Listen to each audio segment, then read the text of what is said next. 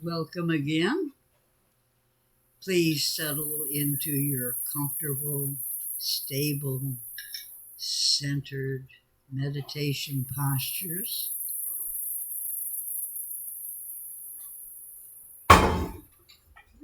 Stop turning things over. Just clearing the space.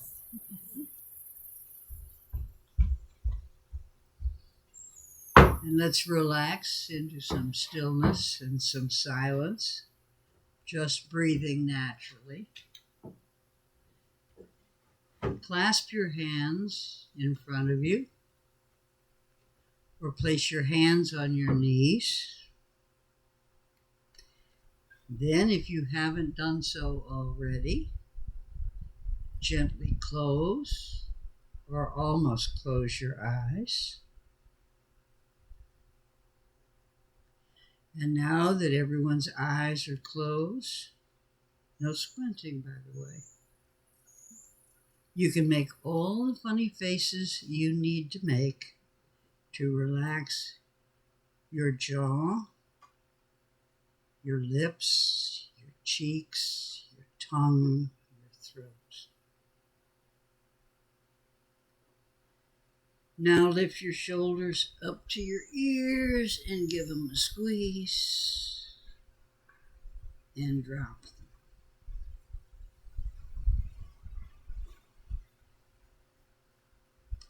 Now bring your awareness to your breath. Know that you are breathing in and that you are breathing out. Know how you're breathing. What's your breath like?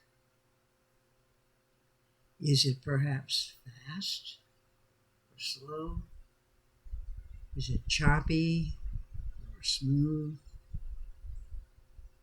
Deep, shallow? Pay attention to it. Your breath is a very reliable indicator of how you are inside.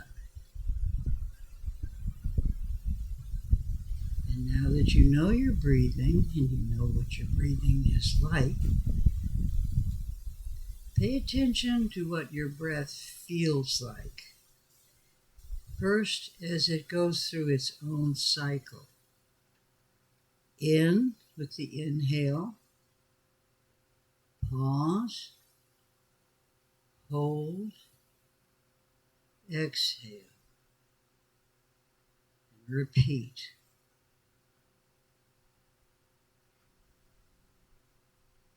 Now feel your breath as it travels through your body. Please notice that you can direct it as it travels through your body.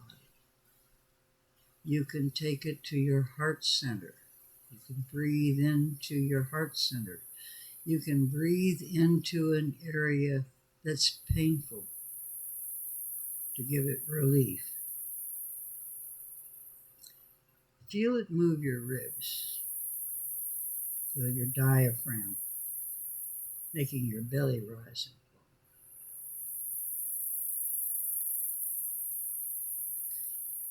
And now that you're focused on your breath, notice that it's very difficult to maintain that focus. Your breath wanders off or runs off or goes and hides time after time after time. The importance of this focus on the breath meditation, one of the importances, is the bringing back to the breath. Do not make the mistake of feeling that I just can't, I'm too restless. I can't keep my mind on it. I'm just a bad meditator. No. It has actually been discovered through all the tests we now can do that what really is a benefit in this bringing it back, returning the focus to the breath, is it is creating neural pathways of mindfulness in your brain. This is increasing your ability to sustain focus. It's very calming. It's just generally really good for everything, including your physical health. And now, for the rest of this meditation, let's honor our breath by knowing that were it not for the breath, we could not be here now. The breath is our timekeeper. Breath by breath by precious breath, and moment by moment, from first to last, our lives are led. So I don't know who has the dinger and the timer, the chimer and the timer. I see your hand. Could you set the time for us for 3 minutes? And let's take Ram Dass's recipe for meditation and simply rest in loving awareness of being here together, of sitting together, of just breathing together. Ready, set, go.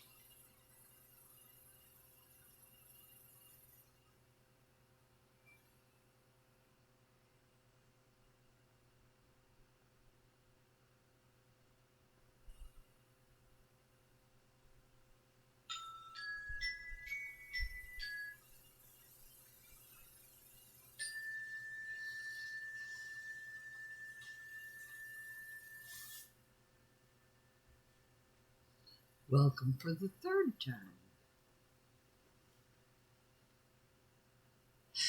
Everybody relaxed? Mm-hmm. Okay, here we go. I want to give you a little backstory before this talk. It's been a month since I gave my last talk, and I have to tell you that the 3 sessions since have been so incredibly stimulating and inspiring to me that I really had trouble even picking a topic for today. It took me like the better part. I thought, well, I'll do this, no, I'll do that, no, the other thing. Jeff on the gap, Karen and Michael on sounds, vibrations, chants, mantras, and mudras, and of course, Lama Dorje on everything. He reminded me so much of Thich Nhat Hanh giving a talk and saying, his eyes lit up, saying, "This is Buddhism. Here is happiness. Please help yourself."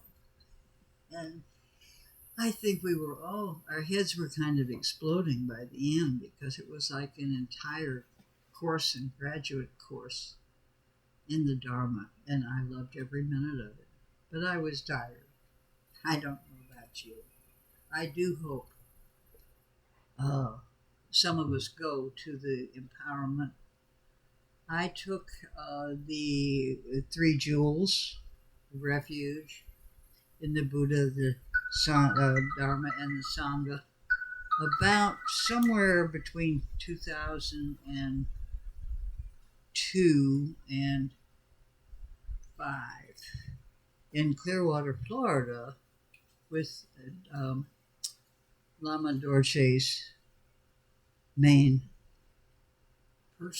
teacher, Garchen Rinpoche, and it was wonderful, but they didn't give me a name.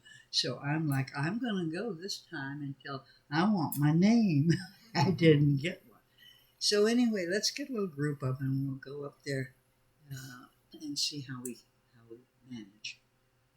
Anyway, in the process of processing all this information, I decided finally that I would make a list of those topics that he touched on.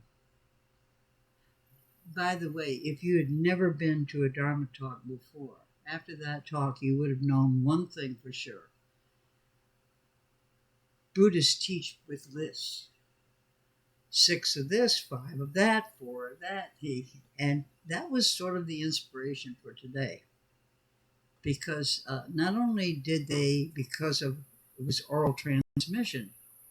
Now, if you've got 12 links of causation, and you start counting off and you only get to 10, that's an indication that you've missed something. So it's a direction to go back and think about what you learned. And also, it occurred to me while he was speaking that it has a great effect because it makes you keep going over the others that you did remember. It kind of ingrains them in you. You remember the other 10 that you've got. So learning by lists is interesting. You talk about neural pathways. Tibetans have almost total recall in the testing of people who have total recall. They score at the top. And it's because of years of creating those pathways for them. But anyway, I decided what were the topics that he touched on that we hadn't spent much time on. And there are several. The first one is the subject of samsara. I did give a talk or two early on samsara, but haven't since. So I thought, well, that's what we'll do to start with. And then I would really like to go to taking refuge, but now we're going to handle that ourselves. I thought about emptiness, shunyata, and what it really means, and Buddha nature. So all of these, as I say, lots and lots to cover. But to teach samsara, we need what is called a Thanka, Thanka. This is a painting. Usually they're quite large. We have one here in black and white. They're very complicated, but here there is a teaching of the earliest days of Buddha in which the Buddha instructed Ananda, his helper and nephew. That's it. I only have 10 of those, and we can kind of spread them out. Yeah, can you spread those around? That they needed a visual aid for teaching.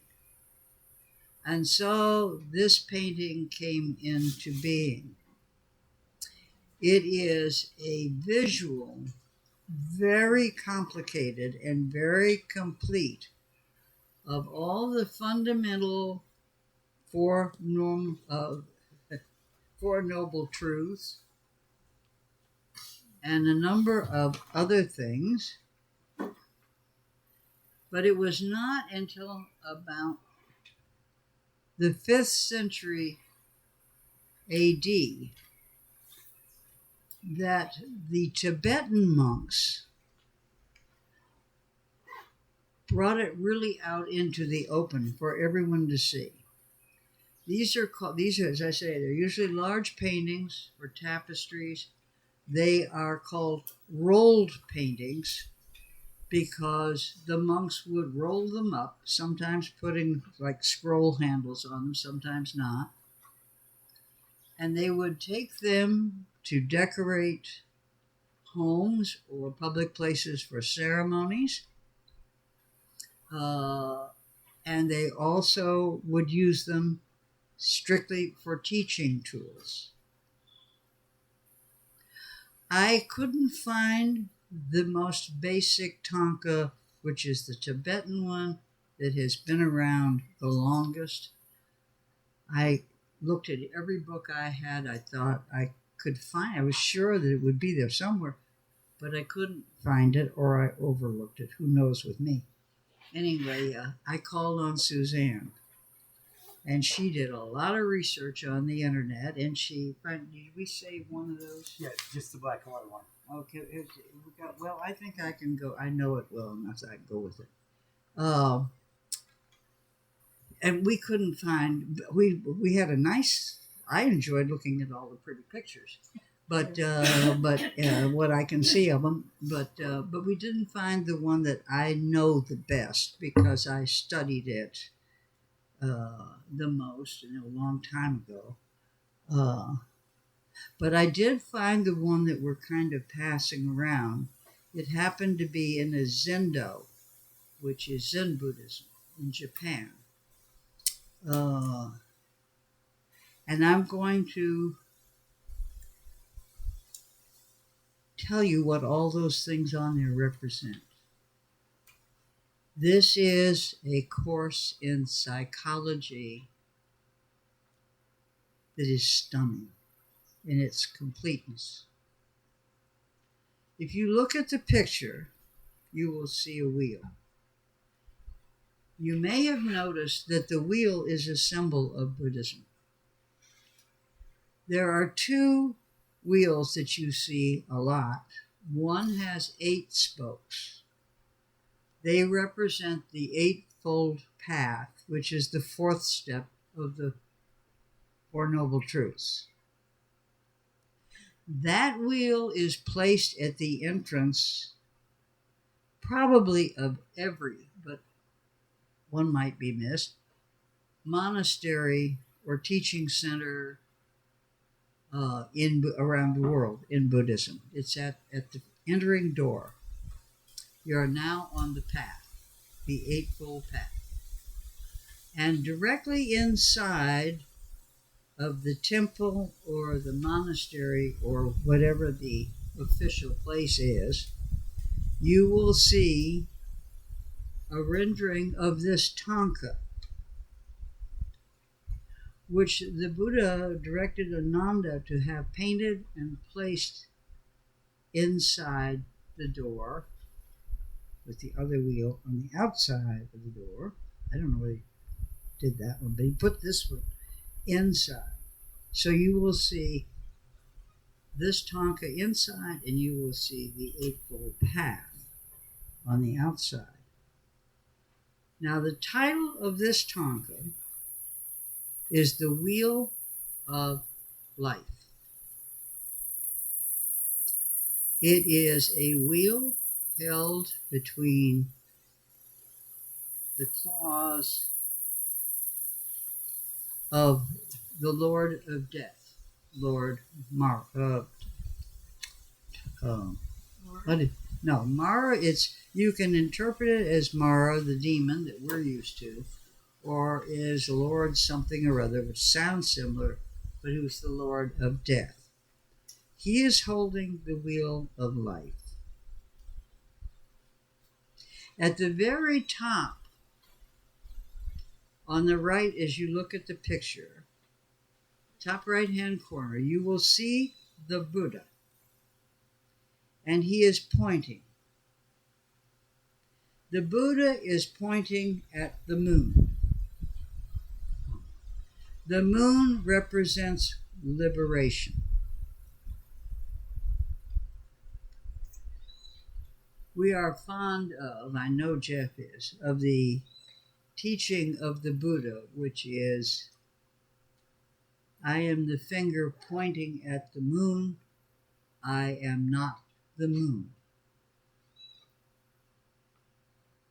That's a profound statement, that he is not a Messiah, that he is a man, he's a teacher, and that he had had an enlightenment and could help to liberate the rest of us if we cared to follow his teachings. Jumping ahead, the 3 jewels that you take to proclaim that you embrace Buddhism. You don't really have to join Buddhism. Buddhism is not some kind of a joining thing. It's a way of being. But in those ceremonies, the Buddha is your role model. He's your teacher and your role model. The Dharma are the teachings of the Buddha. And the Sangha is this. It initially was the monastery of monks or nuns, but it has expanded out to be any group of spiritual friends who get together. And you don't do this at the beginning. You take this refuge a little bit later on, because the Buddha said, at the end of every talk, he said, don't believe anything I've said until you give it a fair trial and find out that you can trust it. Only once experientially that you have lived the Dharma, that you have been through what we're going to go through now on the wheel of life, and you really feel comfortable, then do you take refuge. And then they give you an empowerment, which really is just a nice blessing. And then everybody laughs and has a good time. Okay?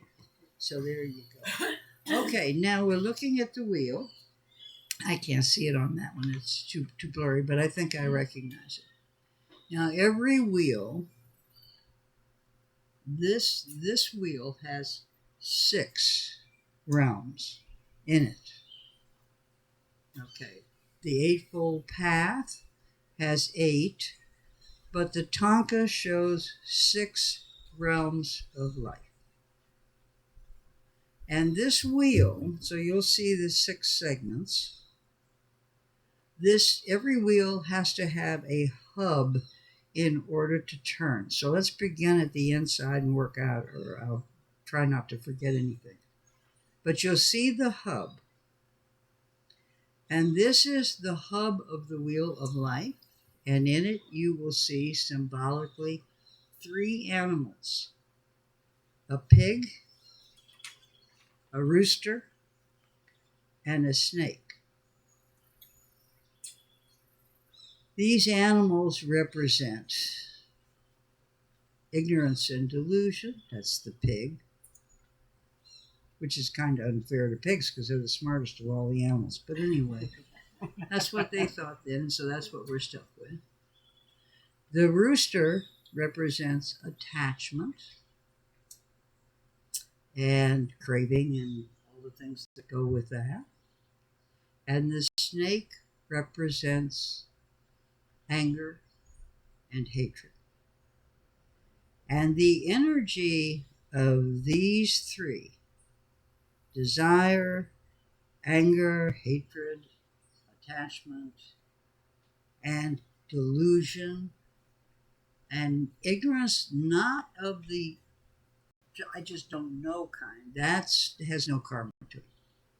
This is ignorance that is both willful and it's stubborn, and it thinks it knows better. It does not follow what it should follow. It thinks it knows more than anybody else. These animals are holding each other's tails, and one chasing the other for all eternity is the gas. It's the hub of the wheel. It's what makes it turn. Then on the outside of that, you will see, let's see if this comes next. It's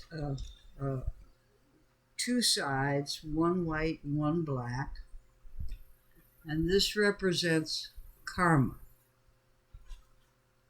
The energy created by these emotions that's driving the wheel, that keeps you going. You have virtuous karma and you have non-virtuous karma. These are the actions that are taken within these realms that we're going to talk about. And they determine your future lives, and they are the result of past lives. We've spoken before about the fact that there is no word for sin per se in Buddhism. The word is non-virtue. It's the absence of a virtue, and the karma that is naturally generated, because karma is nothing but moral cause and effect. It has nothing to do with that. There are 5 different kinds of karma. We won't go into all of them today. But if you just happen to be where there's a tsunami, that doesn't mean you caused the tsunami. That's another kind of karma. How you happen to get there and what you do about it and all that may be your karma. But it's a moral, individual, and collective result of behavior, of action. The word karma actually means action. So thoughts don't much count, but speaking and doing create your karma. So you've got the wheel and you've got the hub. Now you'll notice there is a line, a thicker line, that separates 3 upper realms and 3 lower realms. The upper realms. Now, while we do this, try and think of people you know or even yourself fitting into them. At the very top is the heavenly realm. This is the realm where everything is perfect, where there is no suffering, This is heaven. It's called a heavenly realm. Where, because you've also heard the word merit, because there are people who have collected enough merit by their actions, what in Christianity we might call a saint, and they go to, after death, to the heavenly realm. They don't give them a harp, but they're in the same type of situation, except for one critical thing. Everything changes in Buddhism. The Lord of Death and the circle around the outside, which we will come to, are impermanence. No one escapes the fact that literally everything is changing all the time. Karma is not set, it's not concrete, it is ever changing. So the saint who goes to the heavenly realms and everything is perfect, in about 1,000 years, according to the Buddhists, he may have used up all that merit, because while there, he has begun to feel that he is entitled. He may begin to feel that this is never going to end, that he is always going to have everything he needs and wants without having to work for it. And as he thinks this way and behaves in line with it, he uses up his merit. And then one day, he dies. It'll take 1,000 years, but he dies. And he immediately goes to another realm. That can be any one of the others. Please notice while we're on this that each and every realm has two things within it. It has all the other 5 realms.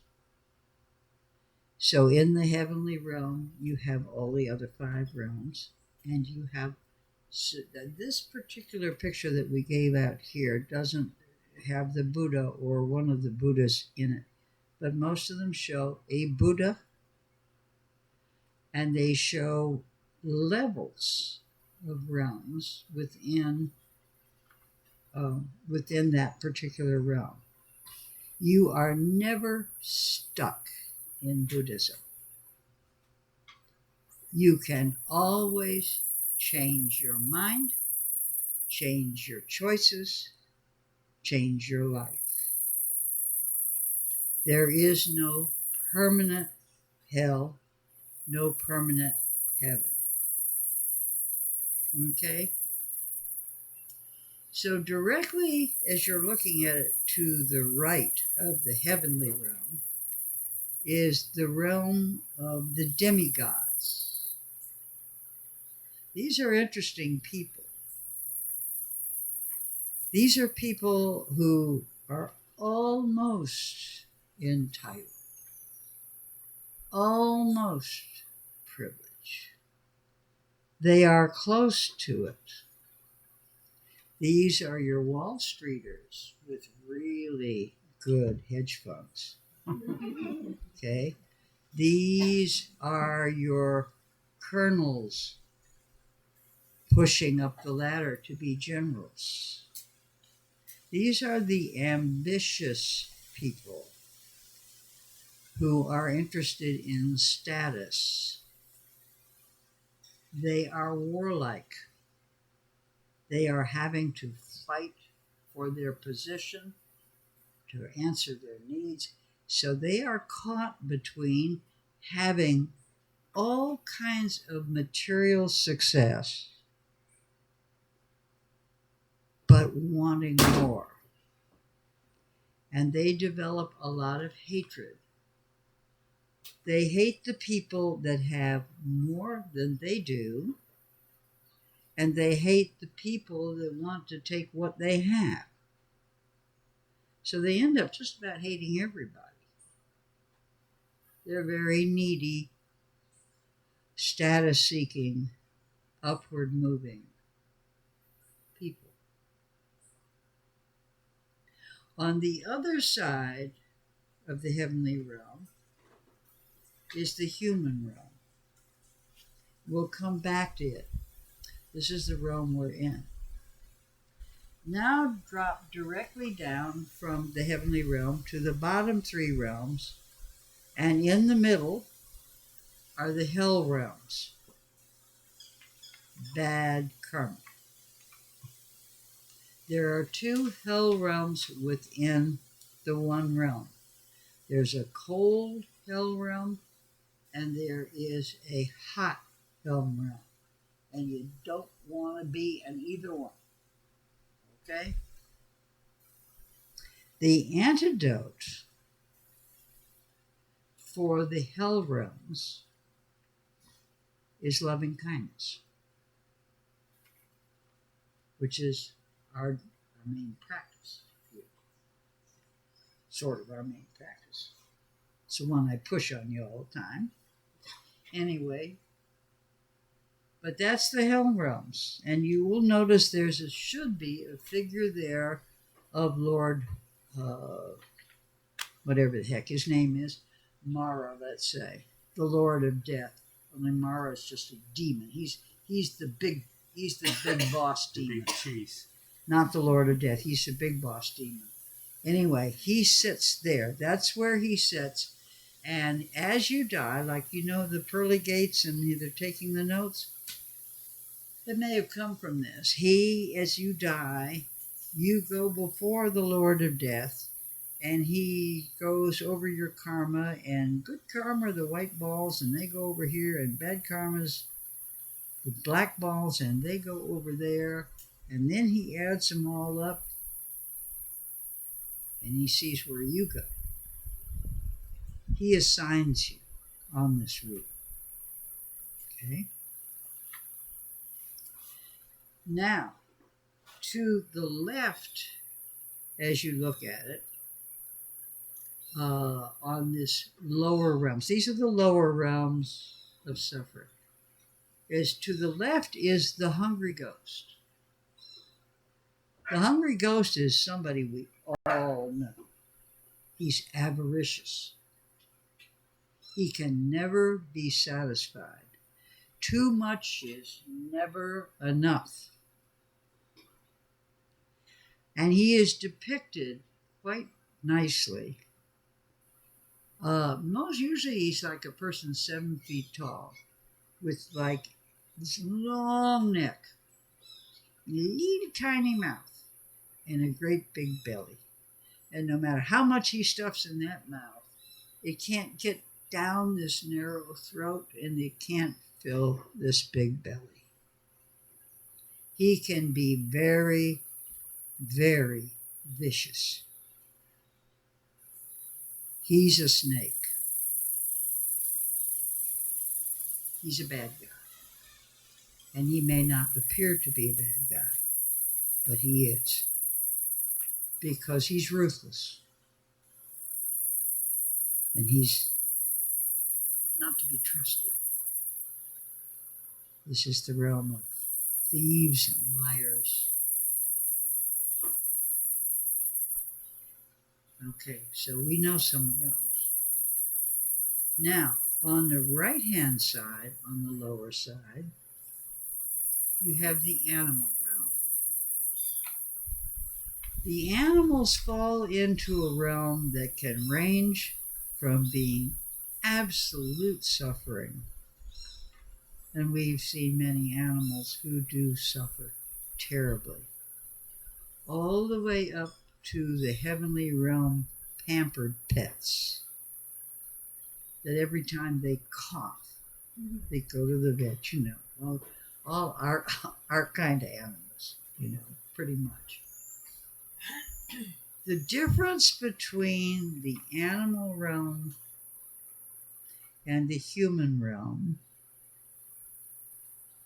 is what are called, we'll get to volition, choice, free will. the animal has very little control over his circumstances. And he doesn't have long range thinking abilities for the most part. He's a willing slave to humans. And we don't treat him as a slave. We generally treat him as very well, as our pets or beloved animals. But nonetheless, they are doing others' biddings at all times. So those are your 3 lower realms, and those are 2 of your higher realms. And then you come to us. And we are in this realm because of merit. We've been pretty good guys somewhere, somehow.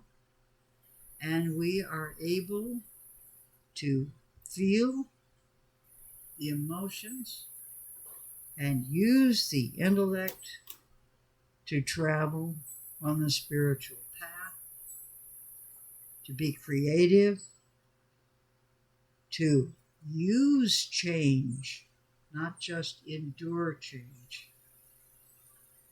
We can make changes. We self-direct. So that's the human realm. And what you do when we take that first breath, between that breath and the last breath is the karma you are creating, your imprint on those moments of life, of being here for a very short period of now sometimes.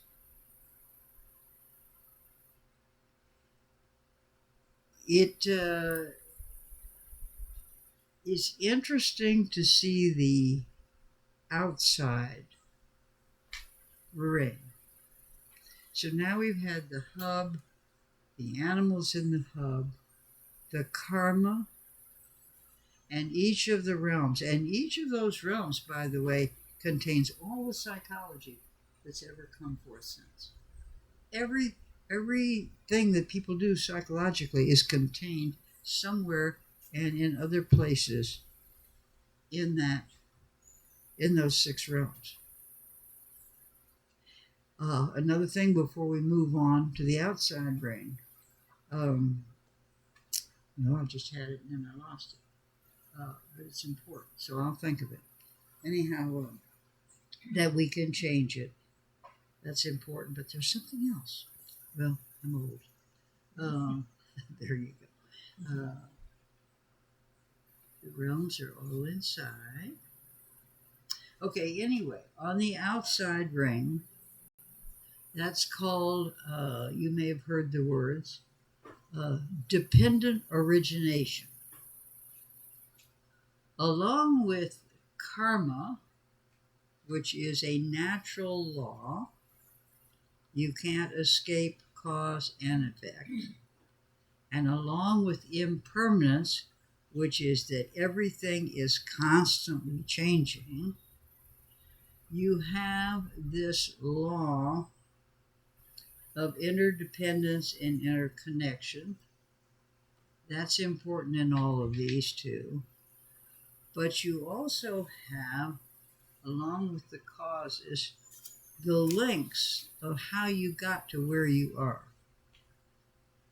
Basically, it's a case of relativity, conventional relativity, that you're going to act from where you're standing. And here, I don't know if I can explain this very well, but anyway, here, Jeff, I can't see them, but I'm pretty sure that's the 12 links of dependent origination. Mm-hmm. So I can remember some of them.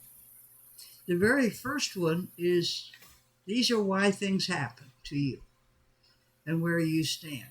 The first one is the pig. It's ignorance. And I believe the second one is karma. That's your actions. And then can you finish reading them for there? Because I really couldn't find them So on the internet. And I couldn't read it. Third is consciousness. Okay. Everybody hear him? Here, put this over there. It's your consciousness. It's the fact that you are aware, mindful. Okay, no, I'll just say them and then you comment on them. No. No? No, you go ahead and say it. Okay. I'll yell after. Okay. The third one is consciousness. The fourth is mind/body. Fifth is 6 sense spheres. Sixth is contact. Seventh is feeling. Eighth is craving. Ninth is grasping. 10th is becoming. 11th is birth. 12th is aging and death. There you go. Now each of these links, each one has its own picture. For example, karma is a potter. I don't have the pictures with this, but karma is the picture for the teaching purposes, is the potter at the wheel. He is shaping his own destiny. He's making himself, so to speak. And so it goes. Anyway, it's important to remember that you are never stuck. Oh, another thing that's important to know, maybe this is what I forgot, is that you can go through all 6 of these realms in the space of a little bit of time yourself. You can have a day where you really feel the world's your oyster, and then turn around and find you're really envious of your neighbor's new Mercedes. You can then be injured. In other words, you can go through, these are not each separate, they are all commingled. It's like the smorgasbord of life, and it is represented. Now, I can't remember what I have missed, and so you'll just have to forgive me. But the main thing you have to remember here, too, is the Buddha stands as liberation. That's why we pay homage to the Buddha. We do not worship the Buddha. Speaking of that, I'd like to talk a little bit about art. These are paintings, as I say, for ceremonial or teaching purposes when people didn't have the written word. But they also take in everything, but you will never see for the first 500 years a depiction of the Buddha himself. He was a Hindu. His family was Hindu. That was his culture. And he did not want to be worshipped. We revere him, but he said, don't put out any what in Christianity we would call graven images. I do not want any incentive for people to begin to make me some kind of a cult leader or a god. So you keep your feet on the ground, your head in the clouds all the time in Buddhism. He was not interested in a system of beliefs. He was fascinated with what became the first genuine science of mind, the basis of psychology. He was very interested in reality. I never liked the expression, the nature of reality. It sounds really weird to me for some reason. It sounds like a fancy way of saying nothing. But anyway, that's what he was interested in.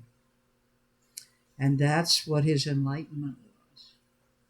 I have one other picture here, and then we'll talk about it. This is a picture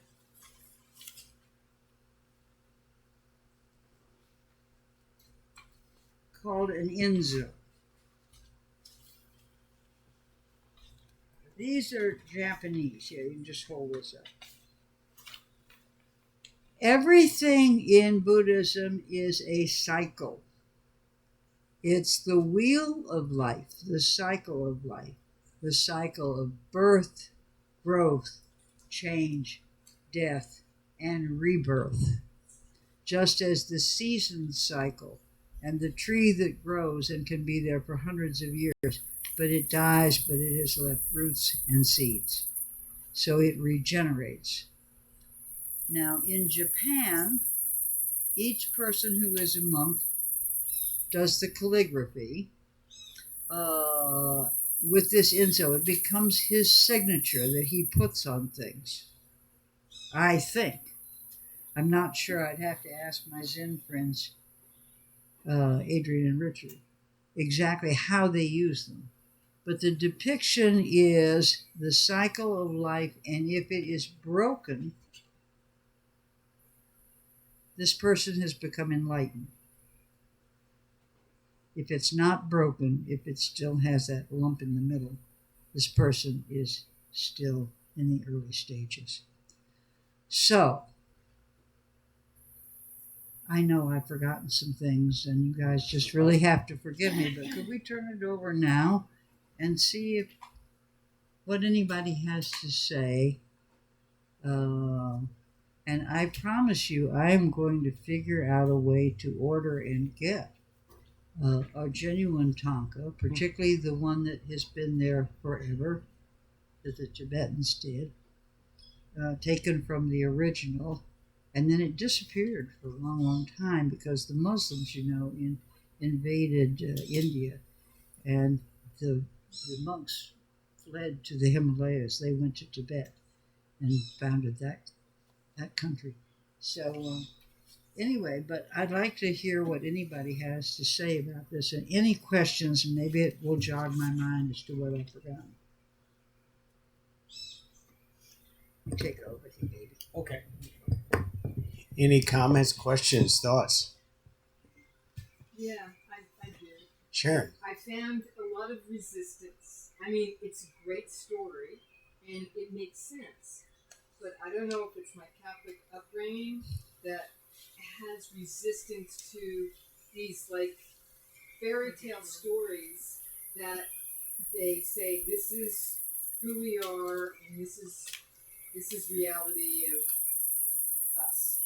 And so I love the idea of Buddhism, what these teachings of the Dharma. It makes total sense to me, and I feel good with it. And I feel resistance to these stories, although I like them. So it's kind of a weird thing that I react to when I hear you telling these stories. Well, but it was before the spoken word, so maybe it's symbolic. I was about to say, I don't think these are stories, fictional stories. These are emblems or pictures, symbols of specific behaviors and thoughts. They're not meant to be fairy tales at all. And there is no. Now, to a degree, you have Mara and you have some symbolism.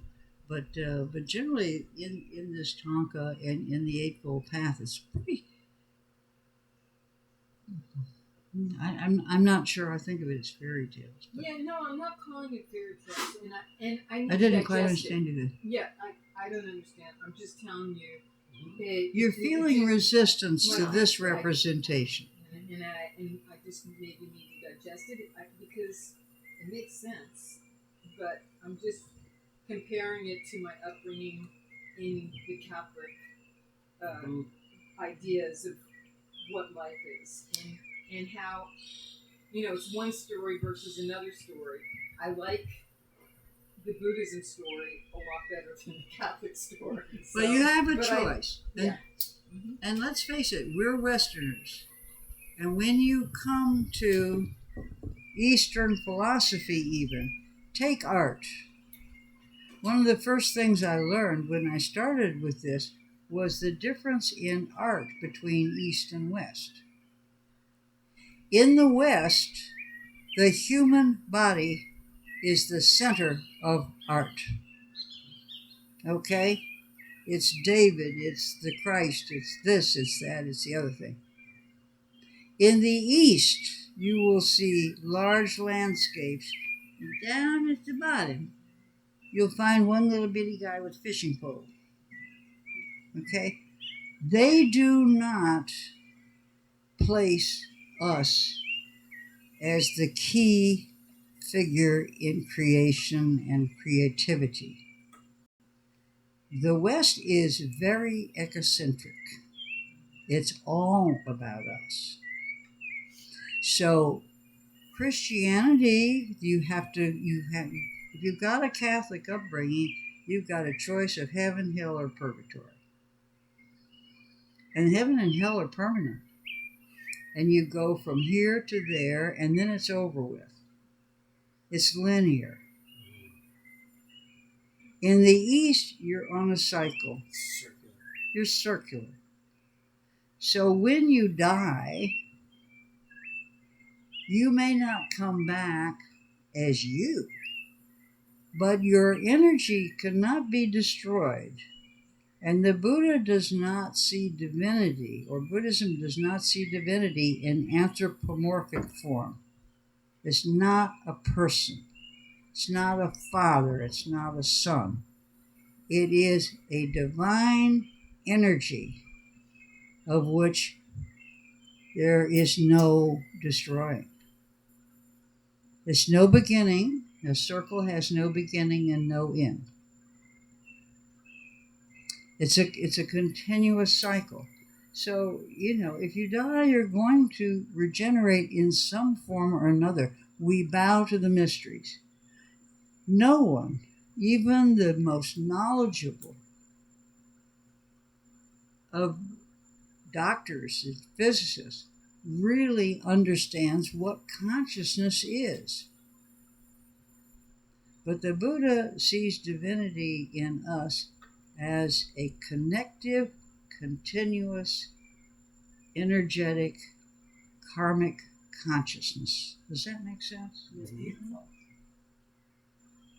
So we go with that eternal flow. Okay? You don't have beginning and end. You know Thich Nhat Hanh's poem that I love about death. No coming, no going. No after, no before. I hold you close. I release you to be free. For I am in you, and you are in me. This is a very holistic way of approaching life and death, I think. But I do know that it is very difficult. There's a difference between my Christian upbringing and my Buddhist education. The Christians reject, they exclude. They don't want, they feel that, they're being threatened by outside influences. The Buddhists are wide open. They are open minded and extremely tolerant, but there's a situation with them that for many people, they need something to hold on to more than what Buddhism gives you. Buddhism throws you, you're free falling, baby. You find your own ground. You make your own reality. You direct your own life. The cavalry's not coming to save you. Superman isn't coming to save you. There are no messiahs to save you. You are simply on the big wheel. And when you free yourself from the big wheel, you have the option to go into a state that no one knows where it is or what it is, but there are gazillions of universes out there, and we bow to that mystery. Or you elect to return to human existence to help others, which is called being a bodhisattva. I don't know if that helps, but I totally appreciate this. Makes many Christians. It's very interesting. When Buddhism came to the United States and Canada, to North America, the Jewish people embraced it. Almost all of the early Buddhist activity in the United States was Jewish. The Christians were like, yoga? Oh, no. We're not going to do that. Still true. That's right. Mindfulness, we don't teach our children things like that. Try to make Buddhists out of them. And the Buddhists are like, huh? What? You know. Do you know Mississippi just, I think it was Mississippi in the United States just outlawed yoga in the schools. What? Yes, just this week. They outlawed it? They outlawed it. It's not allowed because somehow it's right. You're somehow you're teaching some kind of other religion. So it's still you might think that that's in the past, and it certainly is in the present as well. As I say, I completely understand it, everyone. And one of the things about a Sangha is that we help each other to kind of get through. I had a real moment because for many, many years, I think I was already in my 60s, where if people asked, I would say I have a dual spiritual life. I believe in Christ. I'm a Christian. I was raised a Christian. And I'm also a Buddhist. I've taken empowerment. And the pastor of our church took me aside and said, you are not welcome here. You are not welcome here. Unless you are willing to state that Jesus Christ is your only Lord and your Savior and no other, then you cannot be a Christian. And I kind of said, you know. But anyway, it was very troubling. You know, we got to go through that. But whatever works for you is what you need. But Buddhism is not a religion, really. Here you go. I think we're through with time. We're ready? Yeah. Okay. Anybody else, real quick? I just wanted to say something. I'm reading something right now that's pretty simplistic. You talk up, Sandy. Okay, I'm reading something right now that's rather simplistic, but it encapsulates everything that we just talked about. It's a bit simplistic. It's called Breakfast with Buddha. I don't know if anyone's ever heard of it. Okay. Oh, nice. Yeah, Might be a good and resource. It's a really good, if you want just a primer on Buddhism, everything we just talked about, it's wonderful. And I did read Illusions and loved it. Okay. I took your advice and that was fabulous. Breakfast with Buddha is a recommendation by Absolutely. Sandy. Oh, very good. Can I ask a quick question? Yeah. Sure. So I also grew up Catholic, and I know what you're talking about. But I think, and I don't know this, but I'm going to put it in my words, and I'm going to try with. I think in Catholic, we have the God telling the Son, and that's it. And then you follow what the Son says, and those are the way you live the rest of your life, and that's it. In Buddhism, I'm thinking that there was no real one Buddha. No, there's multiple. Buddha is an energy that continues to be explained and taught through meditation and growth from that. Right. Is that right? That's exactly So right. the stories are not Multiple the stories Buddhas. of. Yes, condemnation. I'm with you. It makes Well, I know, sense but- to me, but I just wanted to say. Yeah, yeah. I have Well, you resistance feel to it, that which is inner kind of wall go because you were taught that inner wall. Yeah. All these children who've just been told, you don't do yoga, you don't sit and be quiet and meditate. You only sit and be quiet in the corner as punishment. Okay? It's a big difference. And so you feel that resistance because you're getting one concept bumping up against another concept. I think it has something to do with inclusivity. Buddhism is inclusive. Mm-hmm. It's inclusive of many things, and not only Christianity but many other religions too are exclusive. Exclusive, yeah. And so this is, and I right at the beginning when I came here, my favorite thing was here's the Buddhist buffet. Take what you would like, enjoy. How beautiful is that? Like, okay, so you don't want the Buddhist symbolism of having a thing. Okay, don't eat that. right. And so I mean the beautifulness of you will find your way. I'm not going to tell you the way. I'm going to point the direction. That's what the Buddha did. He pointed the way, but he wasn't the way. And that's very different than our Christian backgrounds. The way, the truth, and the life is what we learned there. So anyway, my personal resolution for this was to separate Jesus from the institution of the church. Because you will find that on an ethical or moral basis, I believe Jesus was taught by the Buddha. I think it's a very good possibility, or in Buddhism, because the two are just hand in glove together in terms of ethics, morality, humanity, etc. It is only in the institutional rendering or practice that there are these big differences, and the only one whose nose is out of joint is Western culture. It's Western culture. Anyway, it's time to go. yes. Okay, everybody want to take a quick stretch and we'll do a meta?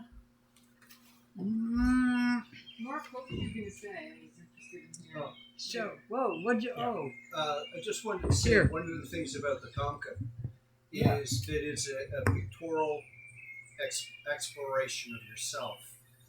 And so in a place where words may be not written or text is too long to sit and read and think about, you have these visual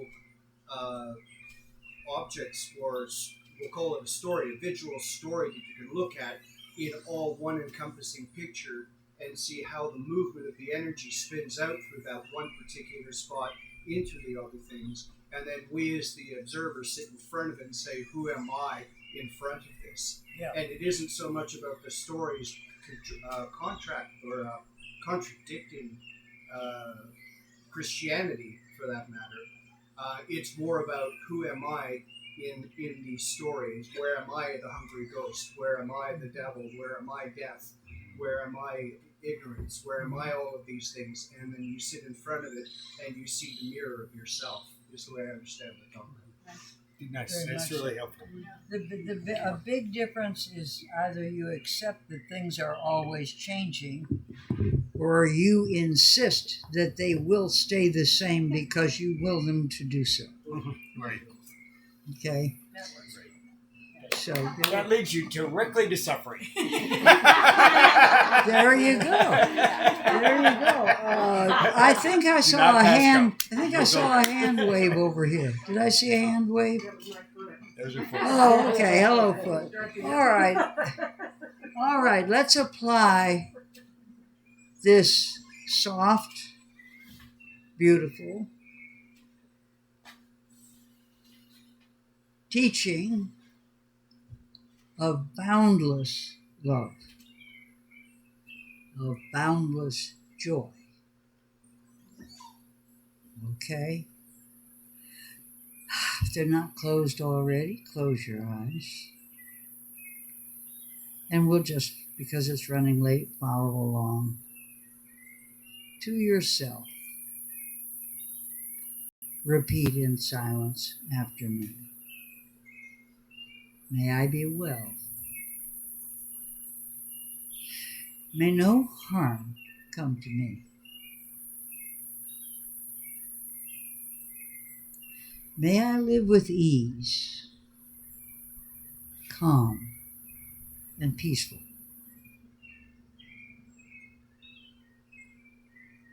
May I be happy.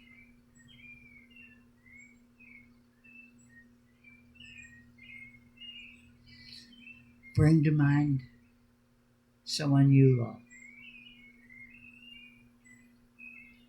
Look directly at them, smile to them, and say, may you be well.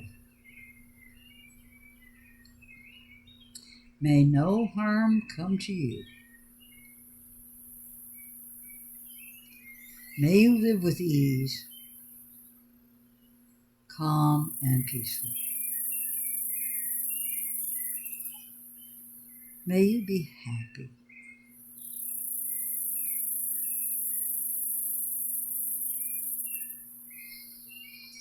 And now to your neutral person. If you don't know his or her name, just address them as friend.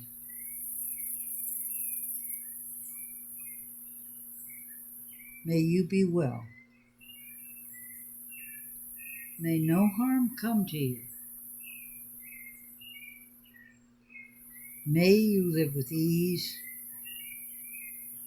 calm and peaceful.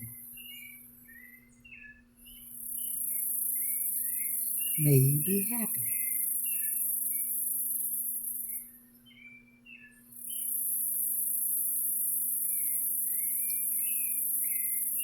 Now bring to mind someone with whom you are in some sort of conflict.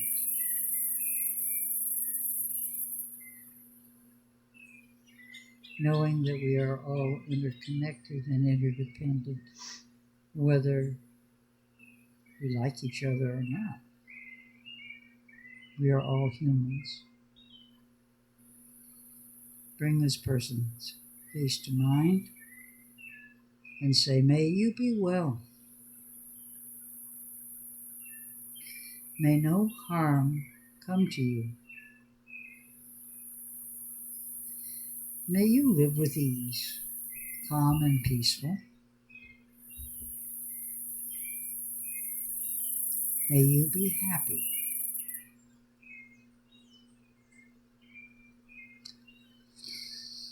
Take a deep breath, let it out. Put your hands on your heart center. And to all beings everywhere, on this plane and on all other planes, say, may you be well.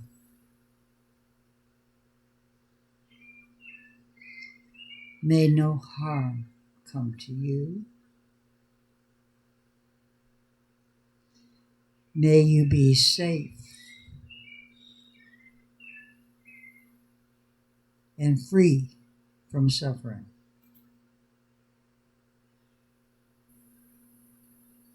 May you be happy.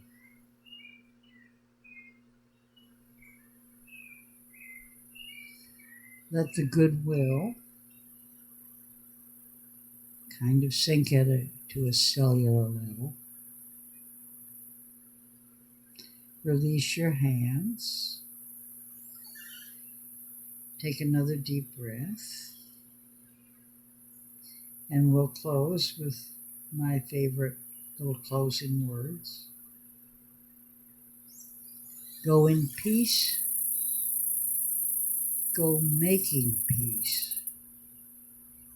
Living gently. Loving mightily. And bowing to the mysteries. Namaste, everybody. Thanks for coming. See you next